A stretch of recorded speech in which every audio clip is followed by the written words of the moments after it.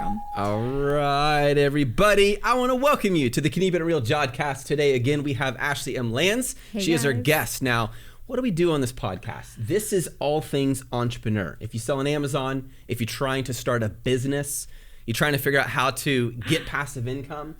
You know, for me, Ashley, the transition happened, like my mind started transitioning over to becoming an entrepreneur when I was in the car, driving my car for Uber and Lyft to pay off my car. Okay.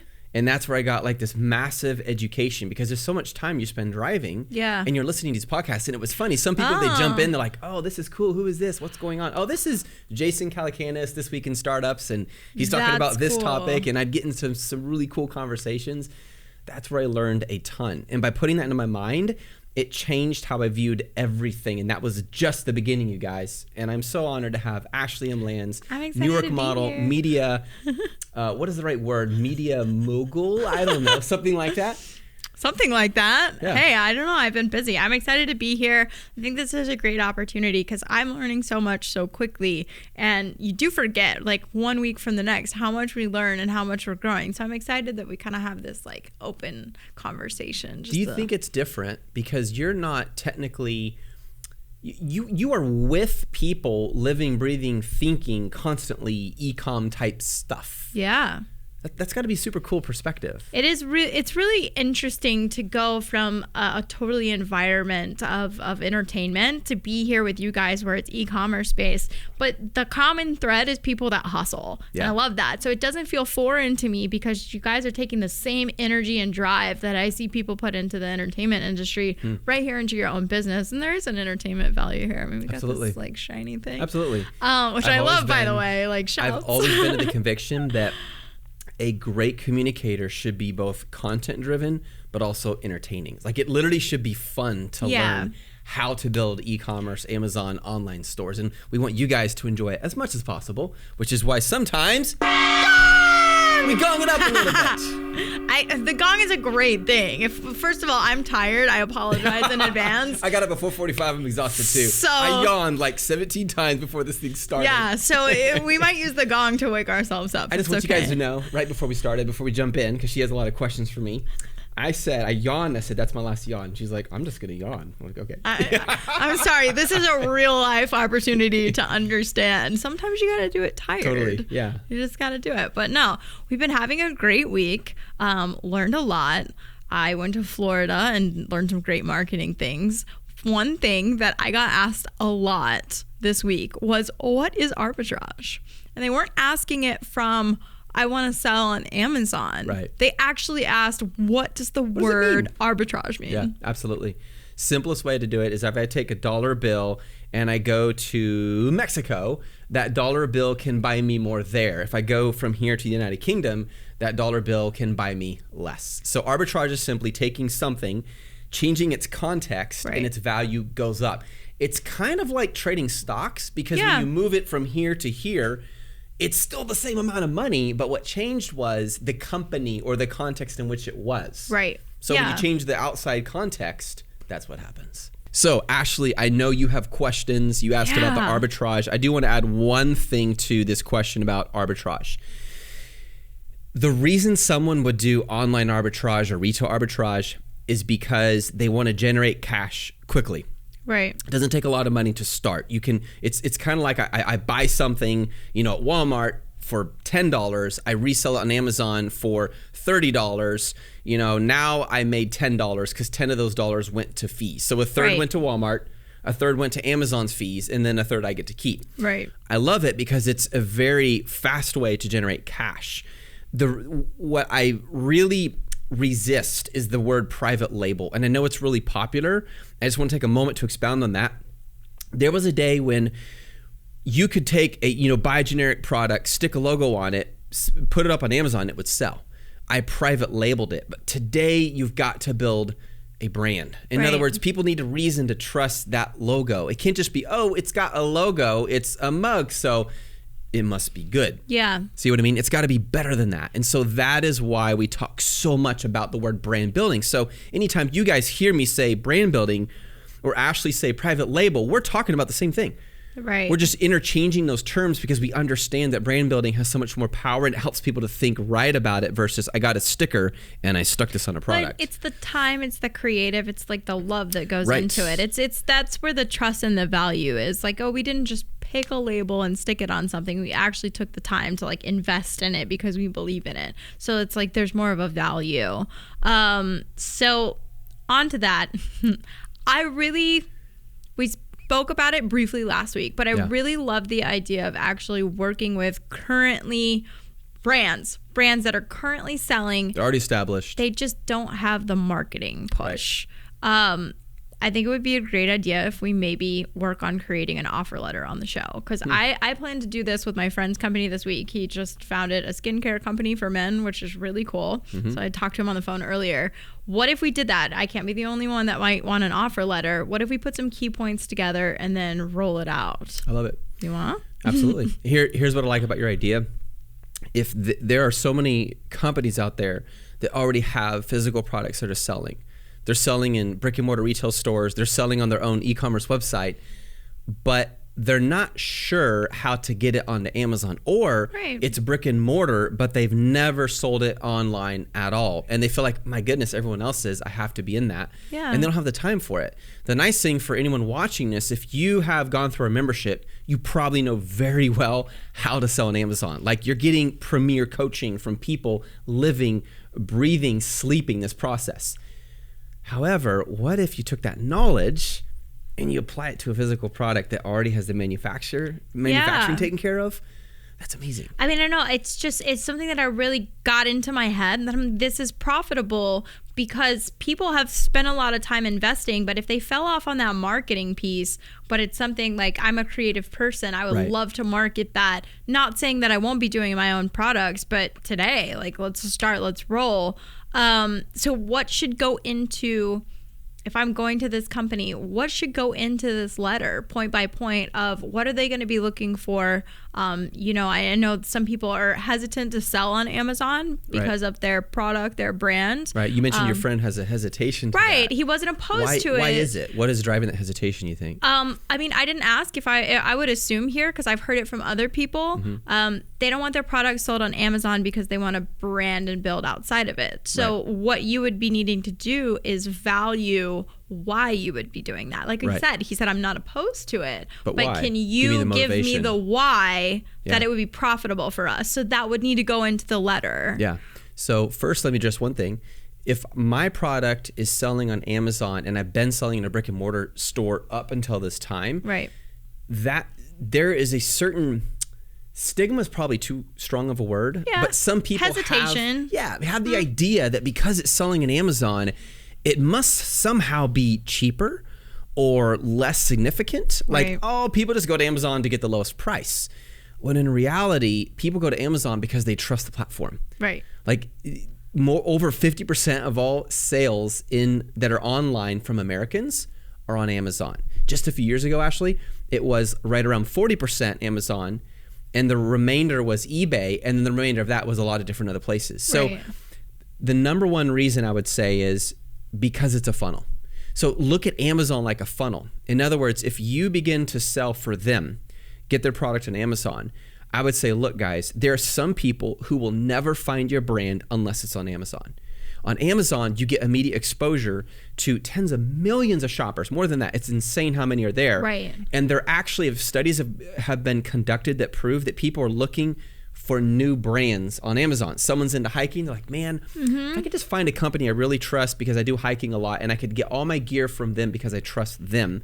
They like that versus randomly shopping or searching. I just put the two words together. That was cool. On Amazon and finding all these products and like, how do I decide which one's right? Well, you and Dan discussed previously. I did the same exact thing. I was laughing watching the video. Y'all talking about luggage. Mm-hmm. I like 6 months before, that was me. I was looking for luggage. I didn't know where to shop. I did start on Amazon, and I do not buy cheap luggage. But I just was hoping that the platform would open me up for the quickest results. You're exposed to so many options. Right. So that's the first thing I would say is look at it like a funnel. One of the fastest ways to get your product recognized is on Amazon. Right. Now, here's the super cool part. once they buy the product, there is a way where you can get in contact with that customer, because Amazon doesn't release the data. They're not going to give you the customer's email and phone. They used to give their phone number, but they don't anymore. Right. They're, I didn't know that. Not even their shipping address, because Okay. you're not shipping, Amazon is. So you don't have access to the data. Amazon's very protective. Right. But if you can get that customer to contact you off of Amazon, it's fair game. So, and there's a way to do that. Well, okay, I actually have a way you don't know about. I brought it. We'll make I want to hear this. We'll make a video later. So the Yeah. computer charger that I bought and lost. Oh yeah, how's that computer doing? Anyway, She's like I lost my 18%. computer charger that I just 17%. bought. But 10 actually. They sent when they packaged it out. Yeah. They sent a coupon. Yeah. And they said send us or write us a 5-star review. And then send us an email with the review, and we'll give you a $10 off Wait a minute. card. So it was a physical coupon. Oh yeah, they did that's it so in a box. interesting. And I Okay. totally left a review. By the I way, wish this was still on Instagram. I don't think it is. Let me check really quick. I just purchased a new dog collar for my dog, and it's not working right now, but I'll do it later. I just purchased a new dog collar for my dog, Okay. and I posted on Instagram just like a day ago. Hey guys, look at this. It was a picture of a card insert, and the card insert said the same thing. Leave us a review. We'll send you another dog collar, like a second one for free. Oh, so this one offered a gift card, but it's a way that they're collecting Right. data. They're lead generating physically right there. But that doesn't give you the customer data. It gives you a review, but it doesn't actually give you like their contact information to contact them. They asked you to email it. Oh. Yeah. Well, there you go. So well, boom. yeah, Okay, they asked got you it. to email it so they could collect. Okay, got it. So here's what's interesting. It's against Amazon's terms of service to do that. Oh. Why did I say that? But here's reality. There's always that gray area. Yeah. And you guys do this at your own risk. The question I asked when I posted on Instagram is I said, it's against Amazon's TOS. Would you do it? Would you not? I would do I had like 35... I'm like sorry, this. This is awesome. no filter. I would do it. 35% said I would do it. The rest said no. 65%. I'm like, well, as an entrepreneur, you get to take some risks, you guys. But I get it. They're afraid of their account getting suspended. And once you're in suspension purgatory, it's not the most enjoyable place to be. Some people would prefer a real version of purgatory over that. Here's the cool thing. Amazon automates. If they can automate anything using software, they can check it. Okay. So Amazon's all about scale. So because I sat next to the head Amazon guy for all reviews. Like he's in charge of all reviews for Amazon. We sat next to each other. I'm not going to share anything in that meeting. So Amazon, be nice to me. I signed your NDA. I'll honor you in this. But I can tell you this much, and this is fair. Amazon automates what they do. Therefore, they use software to automate that. So far, there's no way that we know of to use software to check a physical card that goes inside a package. Yeah. So that would be very manual. Right. Therefore, has Amazon cracked down on anyone for that? To my knowledge, they never have. Does it work? It does. It did work because I'm Wow. very busy. I don't always leave reviews. I wanted the $10 off thing. And Send they them have an your email. email now. Yeah, then they have my email now. And now that they have your email, they have her name and email. Now they can market to you. Yep. And now they can offer you something offered on a website that wasn't offered on your Amazon, on their Amazon store. Right. Tell your friend that. I'm aware There's a of lot that. more we could talk about in that. Yeah. But I'll just share one more thing really quick. That's one thing that you can do with that. Exactly. Just share one more thing. And I don't know if he's into this or not. Are we allowed to talk about his product or no? Yeah. So they're online now. So it's Made Man on Instagram. So they're a men's skincare line. So it's relatively new. That's why it came up like into creams and stuff like that. So skincare for men. Okay. So what if he made a knockoff version of the skincare and put that on Amazon? Wow. Yeah. So you're saying, so it's my knockoff idea that I got from you. I like this idea. It's a knockoff off a knockoff. A knockoff off a knockoff. So but how doesn't that devalue the original brand? No. It increases its value. By contrast. Now there's two ways you can do it. If it's a market where there's a ton of competition and everyone's trying to beat everybody, right, and you come out with a new one, if yours isn't super easy to differentiate, some products lend themselves towards differentiation more than others. Okay. For the ones that tend to be really easy to differentiate, you launch on Amazon, it's obvious it's different, it helps. But I guarantee you, once you launch it, someone else at some point is going to come out trying to copy you. Yeah. So if you are the knockoff, instead of you being the real brand, now the real brand is off Amazon, the knockoff is on Amazon, you're kind of in a small way, trying to monopolize that market in a very legal way. Right. Where now you have two sources of income. Everything you get from here can be driven to this brand, and the customers don't know the difference. And at the end of the day, they love that. In other words, when you buy on Amazon, most people don't walk away knowing the brand. Right. But if all of a sudden they're contacted by the way, you bought one of our brands of cream, now we're going to show you the premium brand, or here's a special deal, you drive them to the Shopify, that differentiation can give you data. And there's one more thought on that. The reason you have a knockoff is because you don't want the real thing to be copied. Okay? Right. So, but at the same time, you're running PPC ads on the knockoff. So it's collecting data about what these male customers like and don't like. So for example, if I'm one of them and I'm buying the facial cream or whatever, and you can see by my review or by my customer feedback on your store that I really liked this, but I didn't like this. Okay. You can take that data and apply it to your legit brand. I mean, not that this one isn't legit. I'm just saying it's like a cheaper version of the real thing. Right. I mean, I'm trying to think of, I'm really trying to think of, there's certain products that I know I've seen, maybe Paul Mitchell is one of them, that there's like the salon quality. Yes. And then if you go to Walmart, it's like Paul Mitchell quality. Something. Right. It's all Paul Mitchell, but they're just gearing it towards that customer. Yeah. Because that customer's not going to pay $30, but they might pay $15. And sometimes that knockoff is actually a completely different brand. They don't know the same company owns both. Okay. So sometimes it's a completely different one. You're just saturating a market. Exactly. Okay. So you're literally competing with other people, and you're basically saying, look, I don't want my main brand to be on Amazon, but I do want to make money off Amazon, and I want to get customer data from Amazon and build up a following. So what do? I get a really lower cost, cheaper product there. My risk is lower. What do I have to lose? And I'm getting, maybe 4% of that market share, which could be would be huge in men's facial cream. Right. And I'm collecting that money and that data, which is going to boost this brand over here. Okay. This is a rare situation. I wouldn't recommend always. In this situation, there's no reason I wouldn't just launch the real one on Amazon. Right. And give people a reason to go to the regular e-commerce website. Like there's a special deal, or you get something else, or like there's so many motivations. Do you want fries with that? Exactly. Boom. Yep. Do you want fries with that? That was gongable. Haha. Thank you. I like it. It's gongable. That's a new phrase. If we were going point by point, what if you're heading, body, closing, what are some main things that should go into a letter? If I am like, I'm an Amazon seller, I want to go to a currently functioning brand and offer to sell for them on Amazon, like what should be those three main key points? Absolutely. First thing I would say is give them data, just simple data. So study their product, understand their product line. Right. And the data is going to be, and I'm not going to be able to pull this off the top of my head, but, you're in a $4 billion industry. Studies show that this much money is coming through Amazon and e-commerce and eBay and so forth. Therefore, I can help you collect that data. I mean, collect that market. So give them data. So show them proof. Show them why they need you. Okay. And I would just make it a simple letter, dear so-and-so. In fact, if I was in your shoes, I would contact them over Instagram or social media. Yeah. Kind of like I contacted you the first time. Just reach out. Yeah, it's true. Like really, because people the way they are today, or even text them if you can get their phone number. Like I wouldn't focus on the letter. I would focus, you could do a letter. But I get it. Focus on the community aspect at first. Exactly. Like you might like a few of their posts, then you send them a message, then a voice message. I mean, I think that's how we initially made contact. Exactly. You said something really brief, and then I looked at it, and it is true, because you get a lot of like blank emails that you're like, I don't know who you are. You are archive. I like that idea, because sometimes when I am doing offer letters, I'll tell them, hey, I sent you an email. So it's, you can see who I am. So I think that's great to start with these types of things of, okay, why are you offering someone? So you need the data. Right.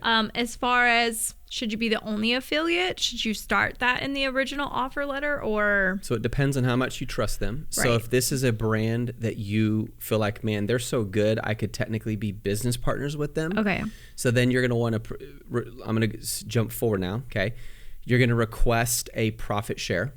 But if you're an affiliate, a brand ambassador, you're going to ask for one of two things, either a revenue share, not profit, but revenue share, or you're going to ask for a price per sale. Okay. So either way, you're only getting paid when they're making money, which is an advantage to them. Yeah. And that's the second thing I would put in there, say, look, I know how to sell on Amazon.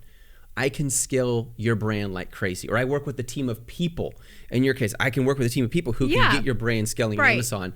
Here's what we can do. Here's some of the data. We could give you data, like here's all the data to prove that. here's what I would like to offer you, and then focus on the value to them. The first most important, I would say, is brand value. The very reason people aren't selling on Amazon is the reason they should be.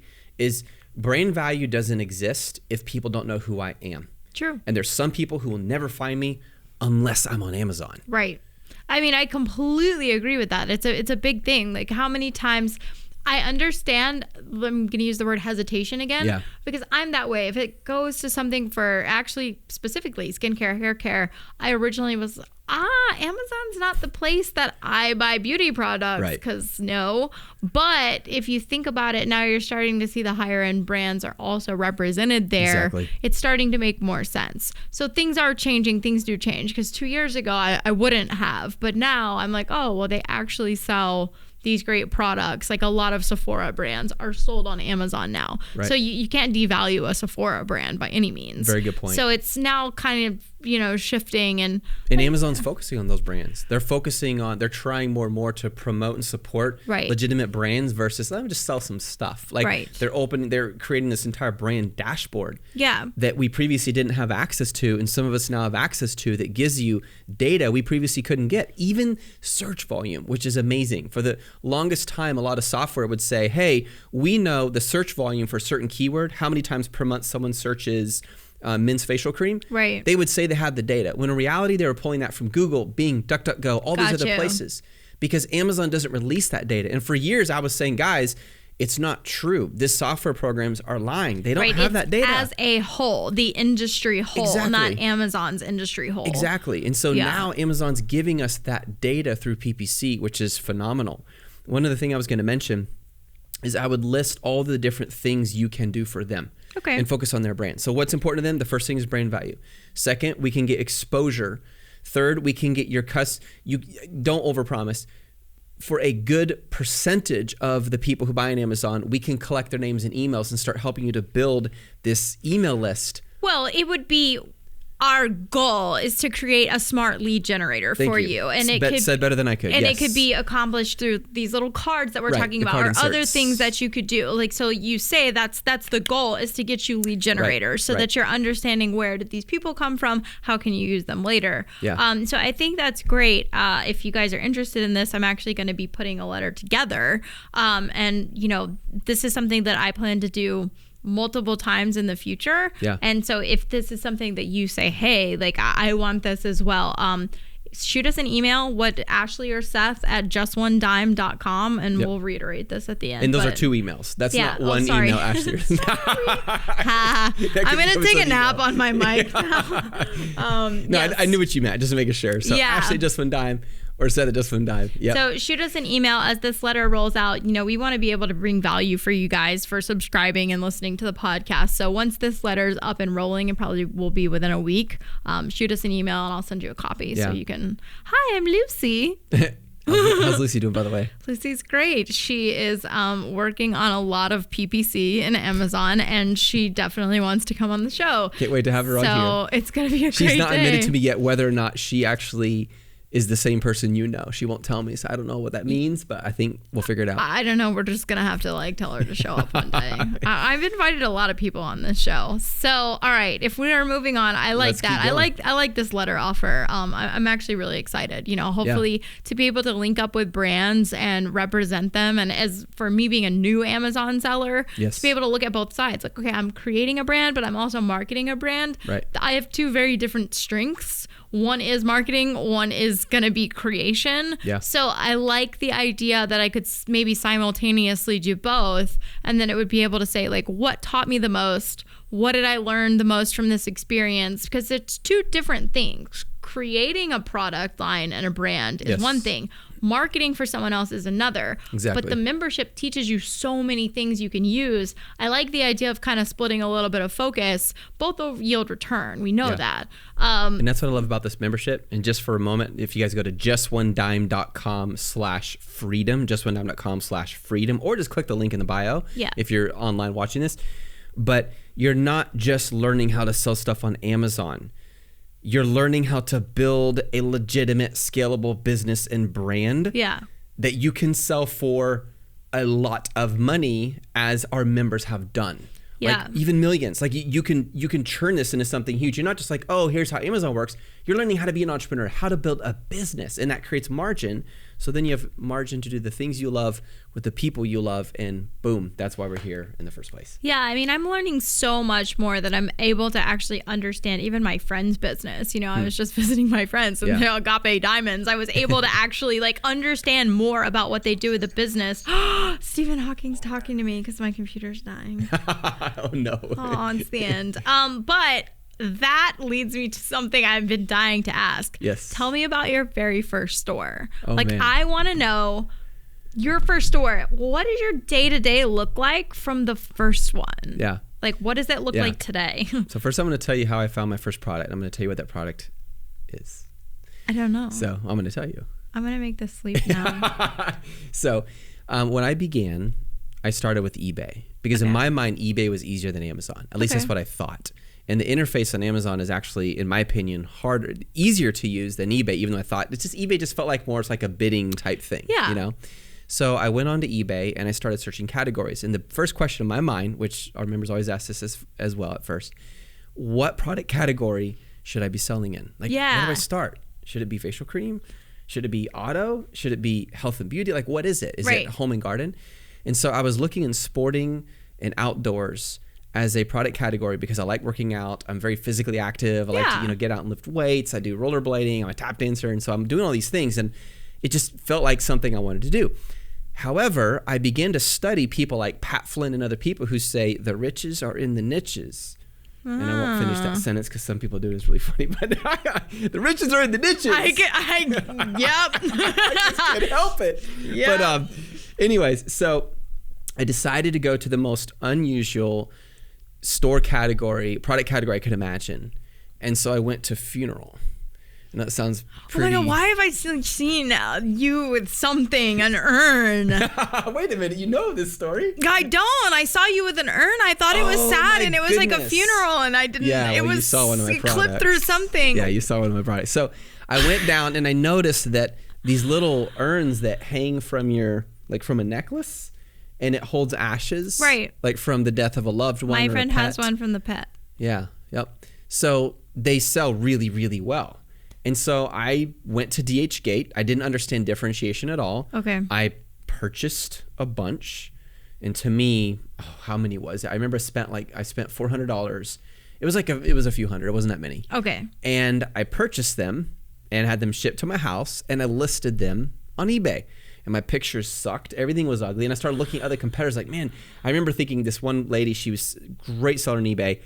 How does she get those pictures to look so good? So I began Googling and YouTubing, how do I do this? And then I bought these little whiteboards from the dollar store. Yeah, the little cube things. Well, this actually, it was just a board, like a poster board. Just a board. And I'd have one like this, and I would take a picture on it. And I was like, why does it look blue? Like there was so many things I didn't understand. Yeah. Because I was taking it outside. It was the reflection from the sky causing the board to look blue, but I didn't know that.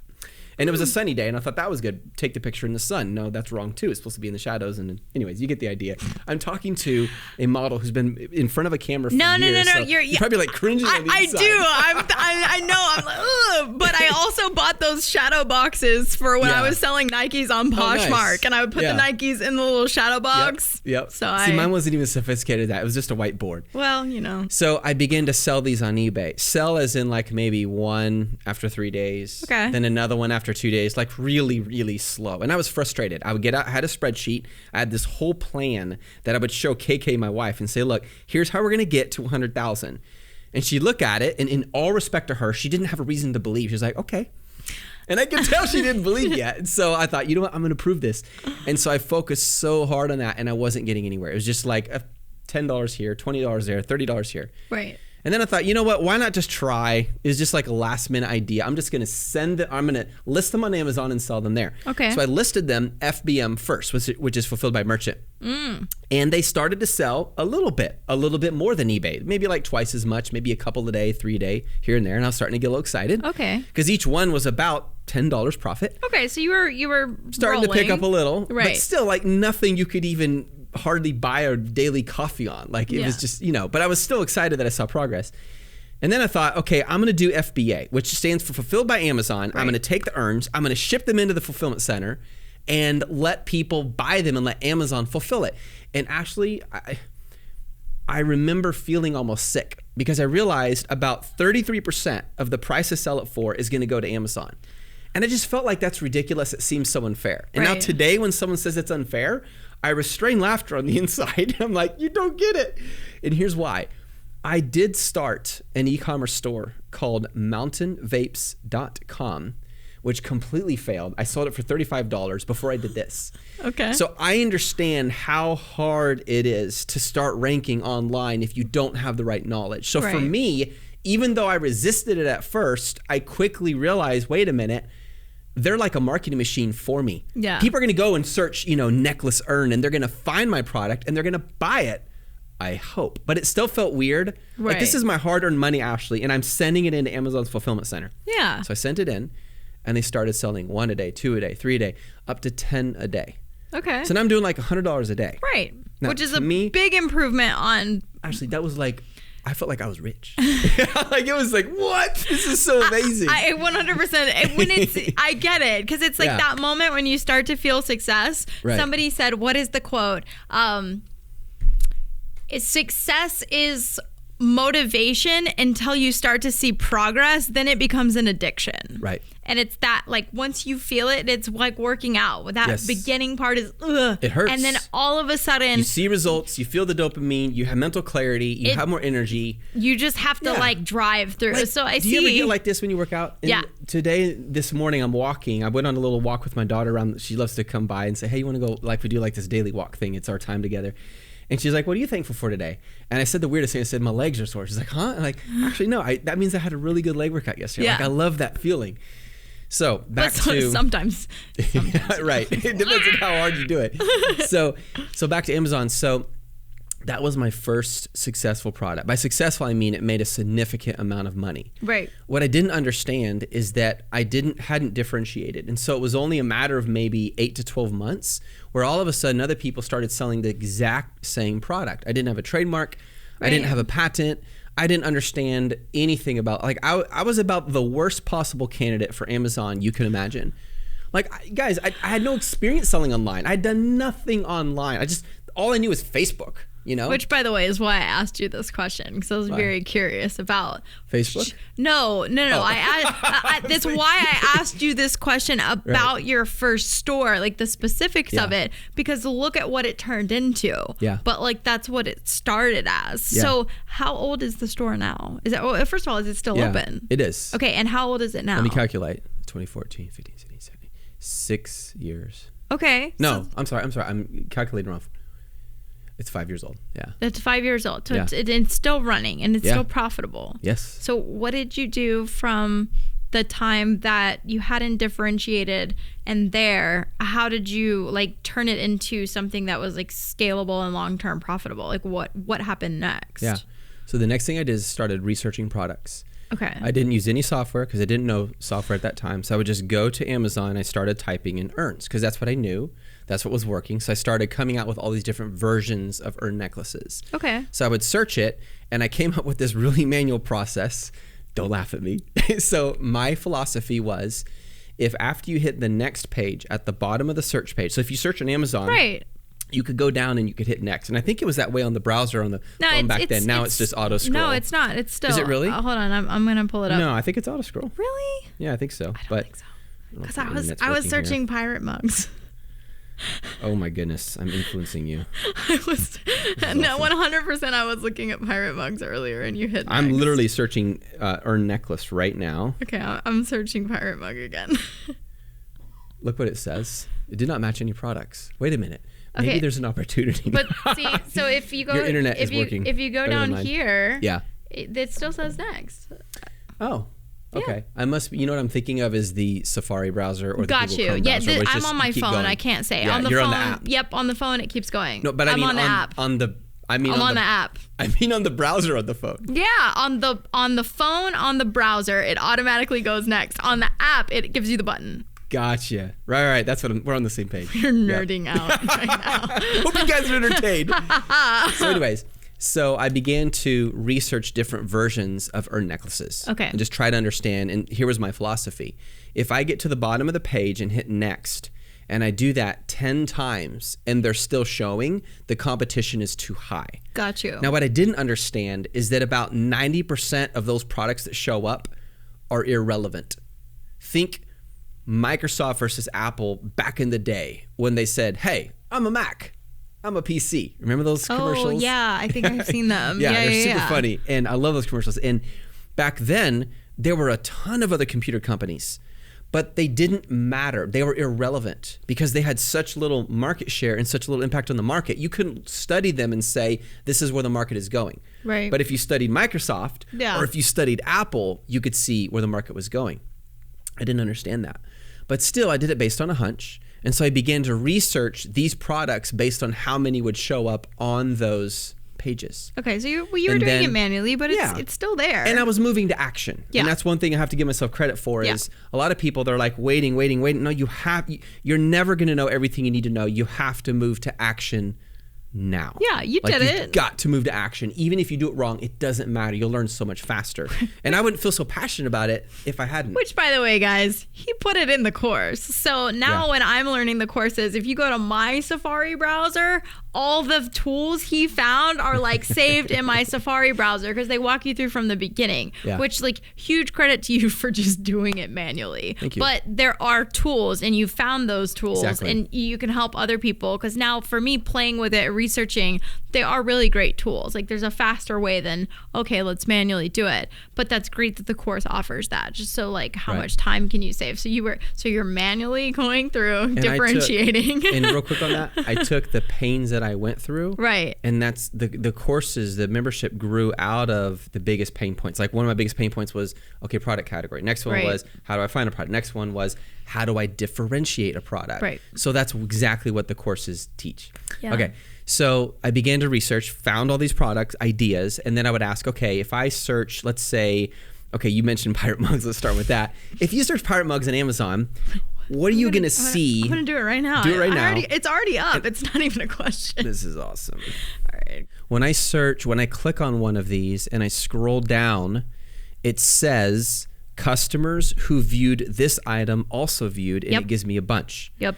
But then it also will say often customers who bought this also bought this with it or shopped for or more items to explore. And what that means, I have it as well. You got it? Yep. That means they tend to buy them together. Yeah. So one of the coffee mugs that we launched was a result of doing exactly that.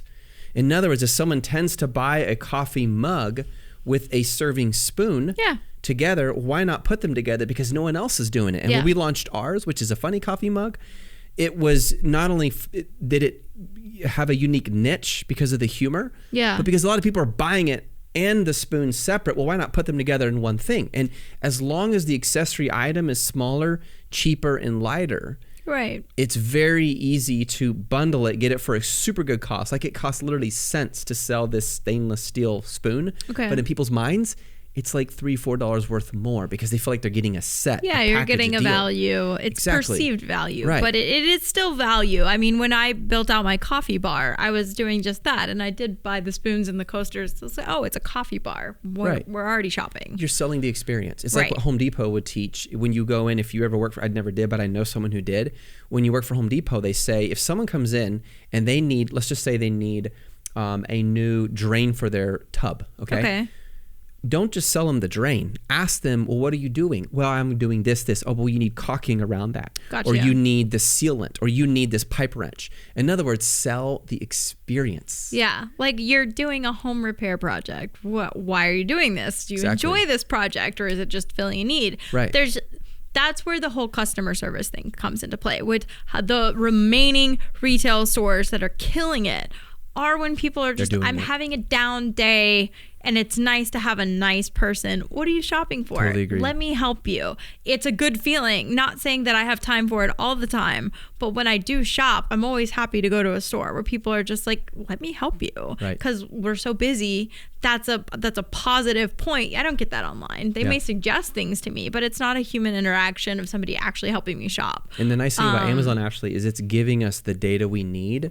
Literally right now, I have found a potential product just sitting here talking to you. Like just sitting here, and I'm not even using software. Right. And I think that was one of my advantages, is because I'm not using software I wasn't at the beginning. Right. It gave me an advantage because it forced me to think through, even though a lot of my thinking was not very accurate, it still forced me to think through, well, what exactly do people want? How can I build this as scalable? And so from there, we started launching products in kitchen and then in toys. I will tell you, I'm not going to share publicly what this particular product is, but I will share enough that you guys can get a ton of value out of it. So one of the toys, it's a child type, party type toy. That's as much as I can explain it. Okay. Super cool toy that brought us to over $20,000 a month. And when I got to $20,000 a month, I was like blown away. Like, again, to me at that time, that was a lot of money. I mean, that's a successful store. There's no way to say that is not a successful store. Right. And $20,000 in profit or $20,000 revenue, but okay. the profit was up to 60%. I mean, that's still good. You're doing like great. Way more than Apple's paying me. And they're the richest company in the world. Yeah. So the way I found out about it is I was searching on eBay, and I was using a program called Terapeak. And Terapeak, and this is actually the first product research software I ever used. Okay. Now, check this out. There's a story behind this. Is it the one with like the blue and the black little thing? Yes, it looks like a little mountain. Saved in my Safari. Nice. Boom. Go, boy.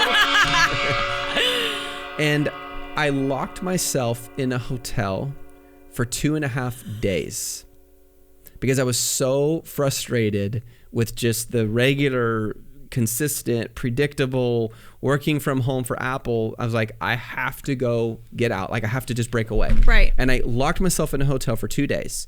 And I sat there in their lounge, and all I did for 2.5 days was research. Okay. And I told KK, I said, look, I'm not going to stop until I find a product. And by this time, she's like, okay, cool, you got this. Like, because we were starting to make more money. Yeah. She was excited. She was buying from Goodwill. She was doing arbitrage. Right.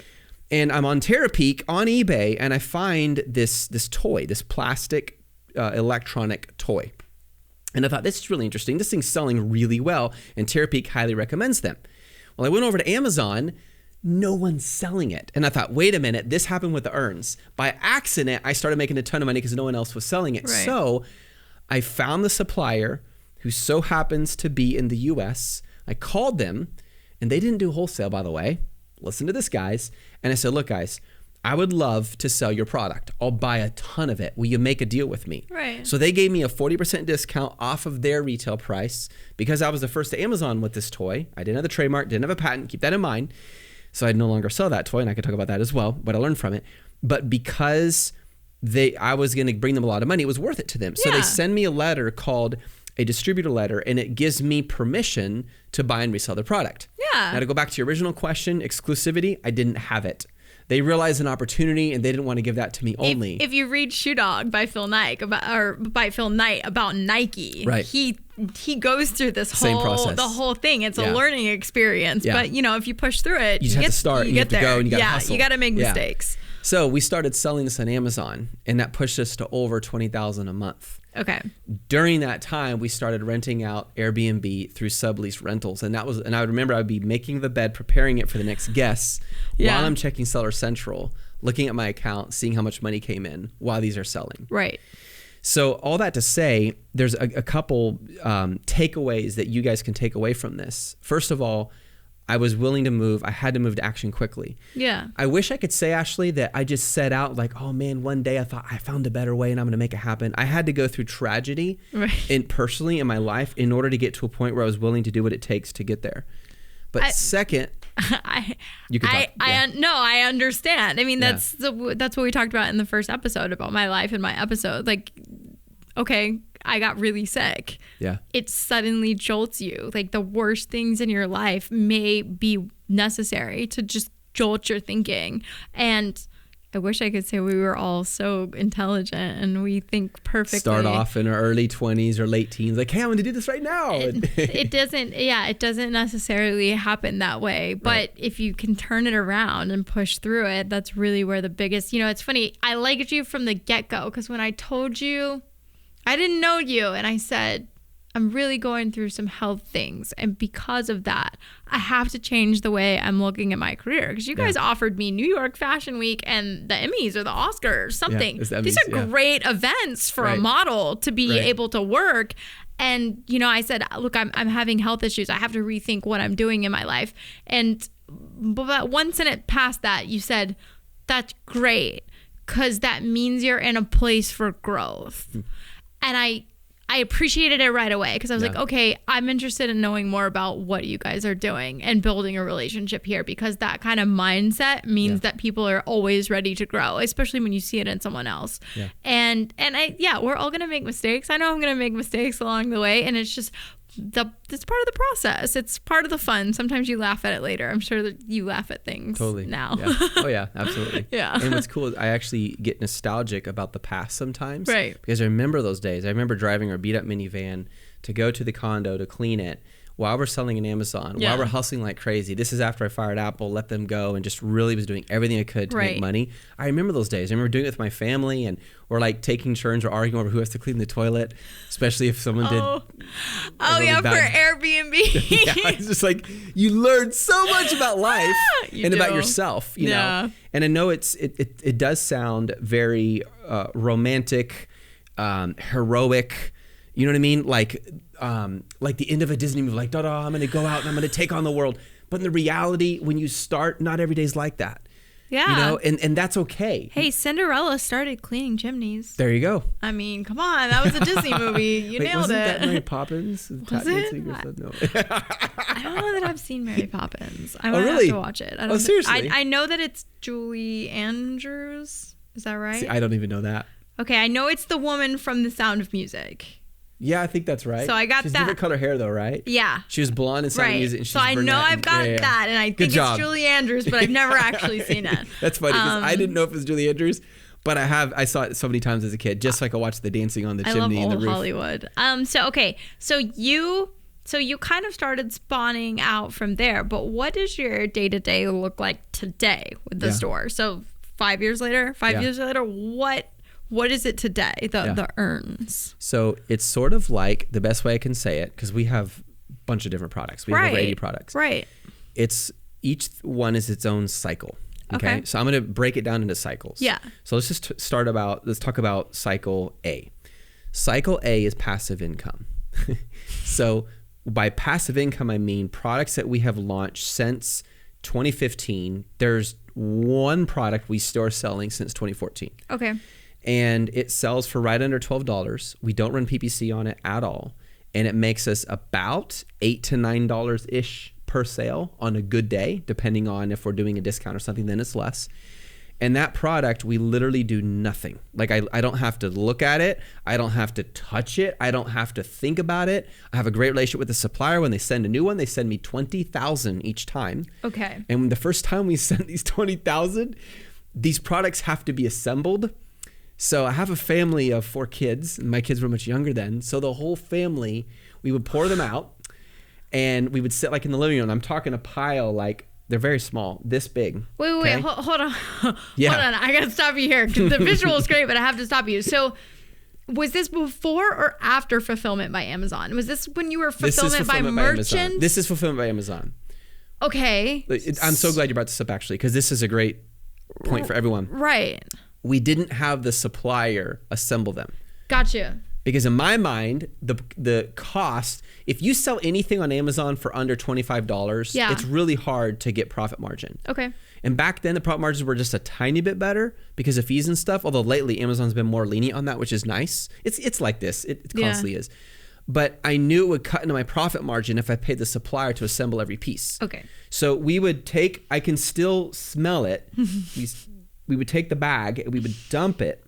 And there was, let me think for a minute, 1, 2, 3, there are 4 pieces to this product. And we would spend hours assembling this product and then putting them into a little box, putting a sticker on the box, closing it, printing the FNSQ labels. Like, it was insane. There's an episode of I Love Lucy like this when they make oh God, it wasn't mayonnaise, it was salad dressing. And they end up doing a commercial and it blows up and just all of them are sticking labels on. So that's what I'm quite the family event. Yeah. I'll never forget this. And even though I'm doing it, I'm thinking, man, this is crazy. Like, it takes so long, and I have to and they came in packs of 12. Okay. trying not to reveal my product, but I'm getting closer. So I promise it's not eggs. How many times did you guys as a family do that before you said we're going to pay the supplier to do it for us and be okay with much thinner margins? Yeah. I don't remember. Maybe 5 or 6. I don't remember. Okay. Something like that. So at some point you said, all right, time versus money. Let's just exactly.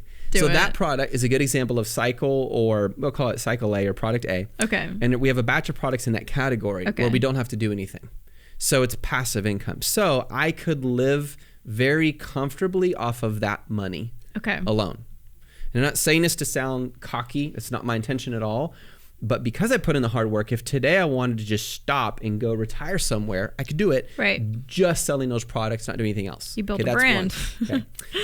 Well, technically, the brand value of those products is very low. Okay. Because I found a niche. We know how to rank. We've been doing it a while now, and they're just established. They rank well. We do awesome customer service. Gotcha. We have a whole system in place. So the brand value really is low on that. It's low, but the product value is really high, and it's very passive income now. So when we talk about passive income, we don't mean there's no work. We mean you got to do the work and get it to be a system so it works for you. If you work for it, it will work for you someday. Exactly. Built a car. Okay, now let's talk about cycle 2. These are great questions, by the way. It's like, man, I think this will be the story of Seth's Amazon stores episode or something. Well, yeah, absolutely. I'm glad you're asking these questions. I'm going to go through this process, and when I got to thinking about, I started using all the seller tools and doing the research, and I'm like, okay, mugs, and I was doing it manually, and then I'm putting it on the computer. But I'm thinking about, well, wait a second, like, what was your trajectory from the start to today? Exactly. Because it's so interesting to know, because everyone actually is going to go through this. Oh, yeah. Like, they're going to. Exactly. And for some people, it's going to be a lot faster because their knowledge is going to be so superior because they're going through the membership. They're getting the training. Right. You know, for me, try to remember how long. So we got to 100,000 in 6 months, but that was hustling like crazy. And also starting to do, you are yawning. You can't do that because I'm sorry, I told you I was going to yawn. I'm swallowing my yawn right now. Anyways, back to it. So we got cycle 1. Cycle 2 would be the products that we have to maintain. Okay. And so these are like probably 15 minutes in the morning, 5-6 minutes at night. I just go in, I tweak a few things. The majority of that is PPC. Okay. So pay-per-click. So I look at the ads. So you're tweaking the ads. Exactly. Tweaking the ads, checking up on the competition. The nice thing about PPC is it gives you about 90% of all the data you will ever need for that product once it's launched. And a lot of people avoid PPC. They're intimidated by it. Right. You don't have to be. It really works. Facebook just started doing that, by the way. I need to show you. You can now search your competitors and seeing how they're using their marketing dollars. Really? Yeah, it's a new rollout, and I saved a video. It's really cool. So now I would love to see that. So now I can see if I'm selling mugs or advertising on Facebook. I can now see who my direct competitor. They won't reveal the dollar amount. Sure. But they will tell you how. I went and looked how many ads Tony Robbins is running, and I can see them in a line. So Facebook doesn't reveal your dollar input, but you can see that. So it's really interesting. That's amazing. You take the time to do the research, it can help you grow. Not necessarily it will diminish them at all, but it may help you understand and grow the market as a whole. Yeah. So it's like, people undervalue data, but it's huge. Like, if you just take the time to research things more, what might you miss? You know, like we were all talking about early, sometimes you want someone to check your work. Yeah. Like, what might you miss? Yeah. That's the value of a team. Because there's something someone else is going to do really well that, oh my goodness, I didn't think of that. Yes. Or, that's not our company, that's not our culture. Right. This is where we're going to be different. Right. So you saying that you're still doing research today, to me is huge, because you're still valuing your product enough to pay attention to the market. And to keep optimizing, because if you ignore it, some products, they will stop ranking if you ignore them. Other products are established enough where you don't have to. It's your baby. Exactly. You have to watch it. So that's really cool. I like that. Cycle 3. This is, so we got cycle 1, passive income, very established. Cycle 2, you know, a few minutes in the morning, a few minutes at night, check it, tweak it. Cycle 3 is now product development and ranking. Okay. So anything from I'm researching every day, looking for new products. So right now I have 1, 2, 3, 4, 5, 6 to 7 products that I'm very interested in launching. And so I'm evaluating these and saying which ones. There's 3 that I'm the most interested in. From those, we'll probably launch 2. Okay, that's just the research stage. The next stage after that is finding a manufacturer who can build out the first prototype, which sometimes requires a CAD, which stands for Computer Aided Drafts.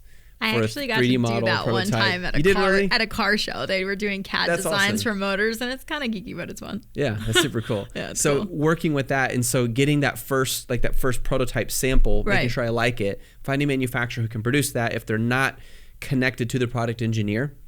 And then after that, you're launching, you're using Amazon's review page, you're creating your whole funnel. Like all of that is the product development to launch stage. And that is the busiest stage. So we have some products that are in the CAD drawing stage, some that are before that just in the design idea stage, and then several that are after that in the launch stage. So it's start, find, build, launch, grow. So you're pretty much what she said.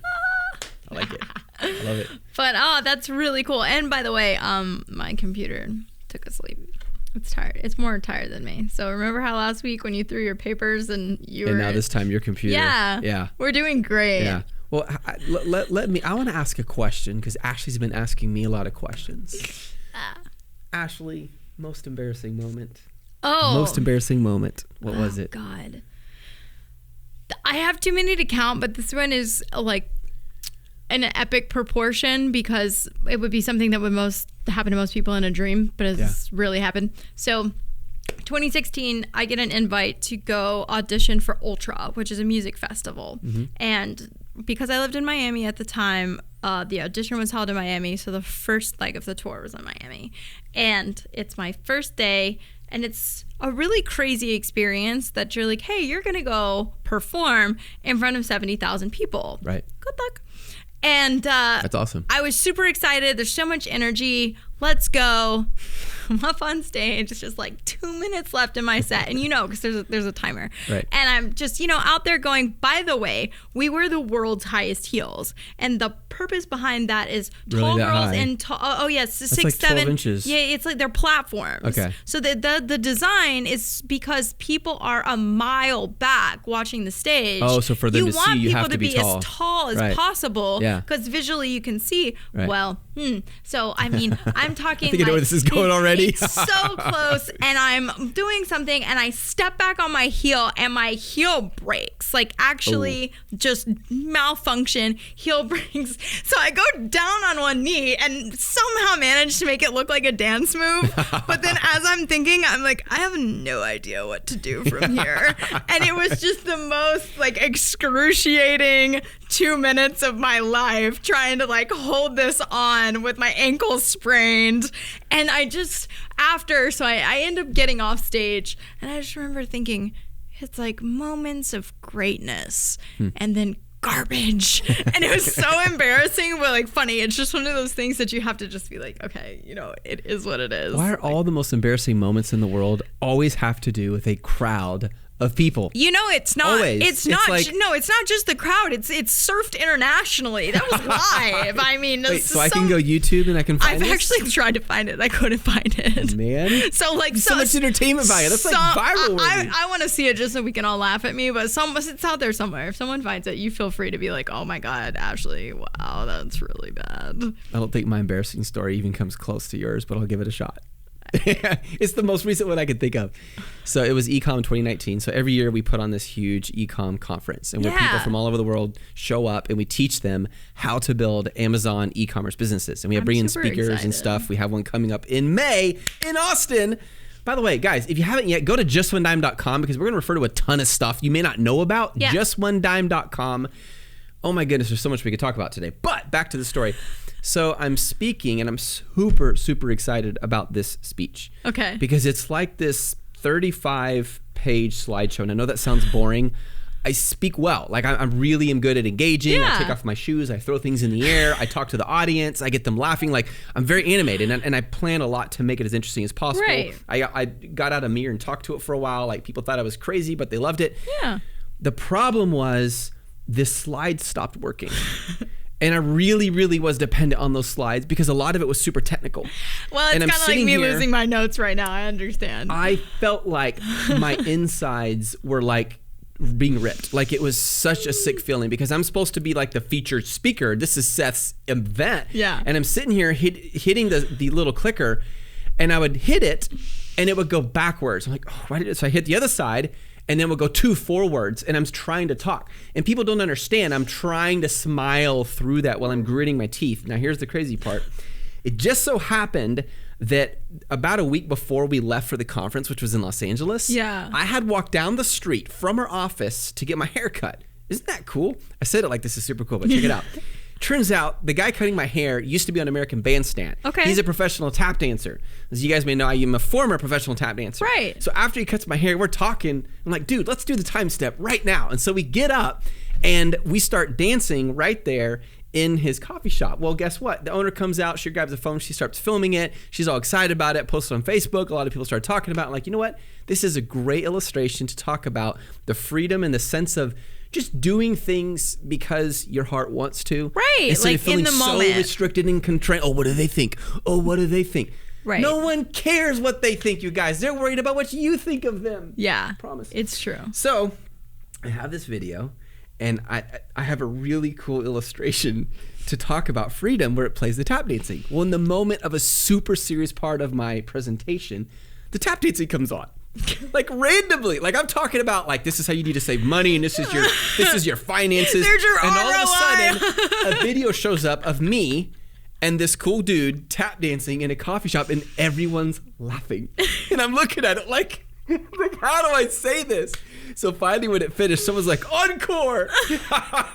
So I started just dancing right there on the stage. I mean, I'm not gonna lie, your story is like kind of similar to mine in a way, because it's like that moment where you're performing and everything goes wrong. You know what I think causes things to be embarrassing is you have these expectations, you're so excited, it's such a big deal, and then something out of your control happens, and even if all the people get it that things happen, there still is the awkward moment where they're looking at you. You're looking at them and you know they're thinking what you think, that you're uncomfortable. How do I respond? I mean, it is what it is. Like, it's one of those things you just have to laugh at yourself, and I do a lot of goofy things, and I understand. But it is the same. It is similar, and I'll say this because in that moment, like, I didn't want my shoe to break. In that moment, you didn't want the slide to stop. But the show goes on, as we say in show business. Said as a true show business lady. As we say in show Guys, business. if you haven't yet, follow Ashley M. Lands, Lands, on Instagram, and follow Just One Dime. I'm so proud we got that handle. We did. Yeah, we just got it like a few days ago. So now it's like a full branding thing, Just One Dime. You can go find it on Instagram. Totally. Thanks, Instagram. Yeah. We love you. And if you guys are trying to find this letter that Ashley talked about, guys, there's a massive opportunity for you, especially if you've gone through the membership. You understand this. Take that knowledge, monetize it, go find a brand that makes cups or whatever it is and say, look, I can get you on Amazon. Right now, there are tens, this is not an exaggeration, there are tens of thousands of products, companies who don't know how to sell on Amazon. And they would love for someone to come along and say, look, I can do this for you. We'll both make money together. Here's my idea. Email Ashley at justonedime.com or Seth at justonedime.com, and we will send you that letter within a week. But there's one condition. You got to subscribe to our podcast. You know what I'm saying? Actually, you know what? Will you guys give us a 5-star review if you like this? Because like it's not outside of anyone's terms of service. No, it's not.